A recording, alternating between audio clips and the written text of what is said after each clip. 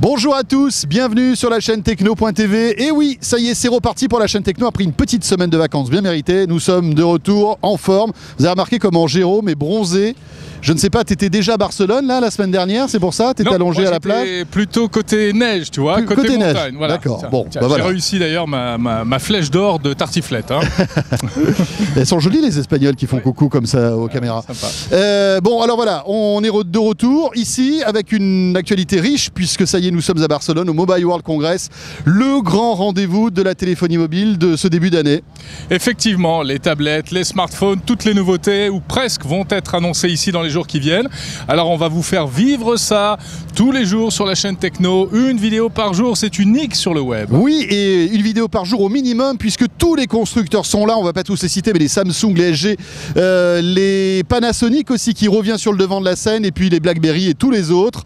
On va tout vous présenter à la fois en matière de smartphone mais aussi dans le domaine des tablettes. Et pour commencer, pour cette première journée, on va s'intéresser à Sony Mobile qui revient. Sony Mobile qui, Jérôme, change de structure en quelque sorte. Voilà, vous l'avez noté, donc Sony Mobile, on ne parle plus de Sony Ericsson. Ouais, bye bye Ericsson, c'est terminé. Et on se recentre sur la marque Sony. Quelles sont les nouveautés présentées cette année par Sony? C'est parti.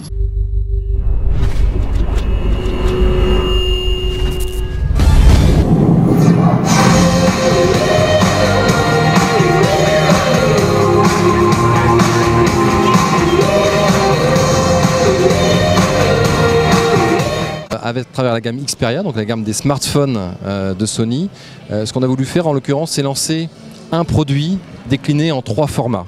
Puisque si vous regardez bien le Xperia P, le Xperia S ou le Xperia U, c'est le même design avec cette bague transparente unique, quelque chose d'assez assez fort. Qui sert à quoi? Il y a une utilité ou c'est purement esthétique? Qui est purement esthétique, ensuite qui est tactile puisqu'on va pouvoir aussi accéder à un certain nombre de fonctionnalités en l'activant, mais qui s'illumine. Donc notamment sur le Xperia U, on a la lumière qui va varier en fonction du fond d'écran ou des photos qu'on regarde. Donc c'est quelque chose de plutôt sympa, quelque chose d'unique. Mais je vous le disais, l'idée c'est d'avoir un design qui soit très facile à reconnaître, qui soit unique, qui soit décliné sur 3 tailles d'écran différentes. Donc on a 3,5 pouces pour le Xperia U, 4 pouces pour le Xperia P et 4,3 pouces pour le Xperia S. Et donc là on adresse soit différentes tailles de main, on va dire, ou différentes tailles de portefeuille, ou différentes envies en fonction de la taille d'écran qu'on souhaite avoir.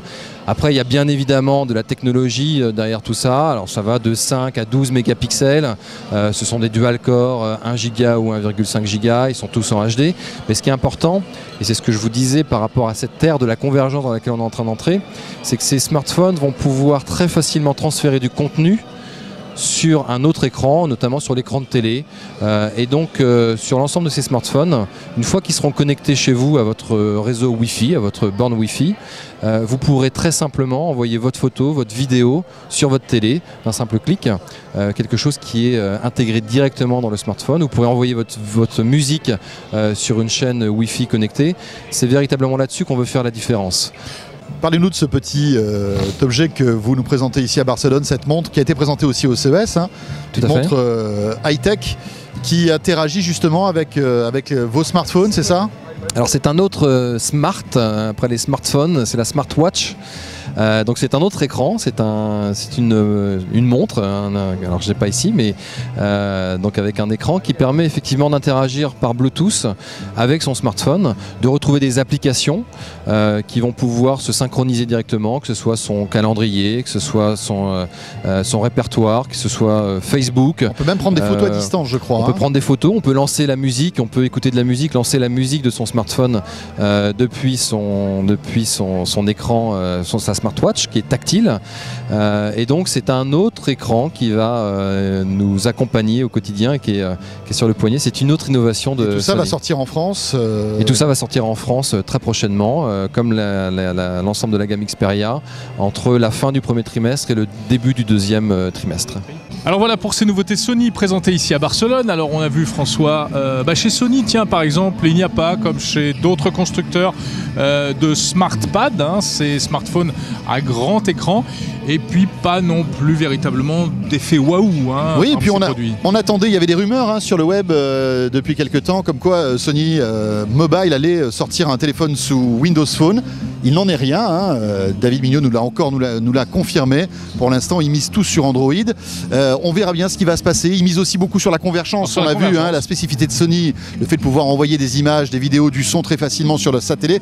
Mais là encore, on le disait, c'est quelque chose que tous les constructeurs de téléphones portables font avec le DLNA, Apple avec AirPlay, etc. Mais c'est vrai que Sony a dans sa besace des smartphones, des téléviseurs, des tablettes, des consoles de jeux et même des contenus. Donc ils ont quand même pas mal d'atouts à ce niveau-là. Et ils ont aussi surtout quelque chose de très intéressant et à mon avis qui n'est pas palpable, c'est une image. Ils ont une très très bonne image. Il y a beaucoup de fans de Sony. De marque, tu veux dire ? Voilà, une image de marque, effectivement, sans mauvais jeu de mots.